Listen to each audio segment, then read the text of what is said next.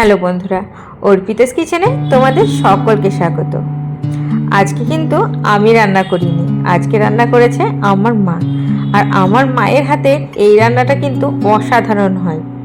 আমি জানি না তা নয়, কিন্তু মায়ের হাতের তো আলাদাই একটা জাদু আছে, তাই না?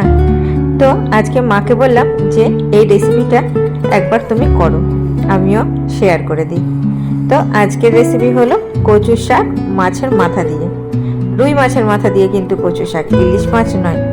তো দেখো কিভাবে মা এই কচু শাকগুলো রান্না করে।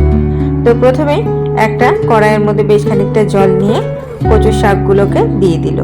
এবার ওর মধ্যে দিয়ে দিল অর্ধেকটা পরিমাণে লেবুর রস, কেননা বর্ষার কচু শাক একটু গলা ধরার তো চান্স থেকেই যায়, কিন্তু এই লেবুর রসটা দিলে একটুও গলা ধরবে না।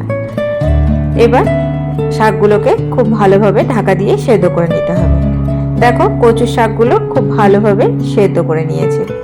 এবার একটা ছাঁকনির সাহায্যে শাকগুলোকে তুলে আর একটা ছাঁকনির মধ্যে জল ঝরাতে রেখে দিয়েছে। সব শাকগুলোকে তুলে একটা ছাঁকনির মধ্যে জল ঝরাতে দিতে হবে।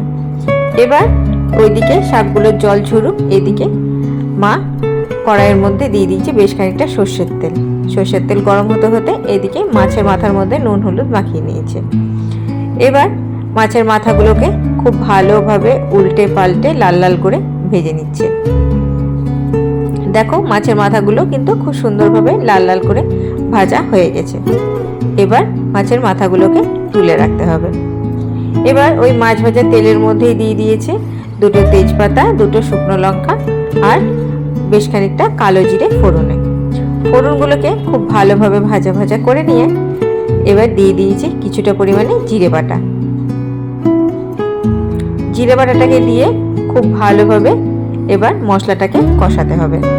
যতক্ষণ না জিরের কাঁচা গন্ধটা চলে যায় ততক্ষণ পর্যন্ত কিন্তু মশলাটাকে খুব ভালোভাবে কষাতে হবে। এবার এর মধ্যে দিয়ে দিয়েছে স্বাদ মতো লবণ আর পরিমাণ মতন হলুদ। এবার লবণ হলুদটা দিয়েও খুব ভালোভাবে মশলাটাকে কষিয়ে নিয়েছে। এবার ওর মধ্যে দিয়ে দিয়েছে ভেজে রাখা মাছের মাথাগুলো। মাছের মাথাগুলোকে একটু ভেঙে নিয়ে খুব ভালোভাবে মশলার সঙ্গে মিশিয়ে নিয়েছে। দেখো মাছের মাথাগুলো ভালোভাবে মশলার সঙ্গে কষানো হয়ে গেলে এবার যে জল ঝরিয়ে রেখেছিল কচুর শাকগুলো সেগুলোকে এবার দিয়ে খুব ভালোভাবে মশলা আর মাছের মাথার সঙ্গে মিশিয়ে নিয়েছে। আজকে ভিডিওটা একটু অন্যরকম লাগবে, কারণ মা রান্না করেছে আর আমি কিন্তু ক্যামেরাটা ধরেছিলাম, সেই জন্য অ্যাঙ্গেলটা কিন্তু খুব ভালো আসবে না। তো তোমরা একটু অ্যাডজাস্ট করে নিও। দেখো খুব সুন্দরভাবে এই কচু শাকগুলো কিন্তু মশলা আর মাছের মাথার সঙ্গে ভালোভাবে মেশানো হয়ে গেছে। এবার ততক্ষণ পর্যন্ত এই কচু শাকগুলো ভাজতে হবে যতক্ষণ না এই কচু শাকের মধ্যে দেখো একটা জলজলে ভাব আছে, সেই জলজলে ভাবটা একদমই শুকিয়ে যায়। দেখো আমাদের কচু শাকগুলো খুব ভালোভাবে ভাজা হয়ে গেছে আর অনেকটা জলটা শুকিয়ে এসেছে। এবার নামানোর আগে দিয়ে দেবো কিছুটা পরিমাণে চিনি। চিনি দিয়ে একটু নাড়িয়ে চাড়িয়ে নিলেই রেডি হয়ে গেল আমাদের রুই মাছের মাথা দিয়ে অমৃত স্বাদের কচু শাক। তাহলে তোমাদের যদি এই রান্না ভালো লেগে থাকে তাহলে প্লিজ লাইক শেয়ার সাবস্ক্রাইব করে আমার পাশে থেকো। Thank you.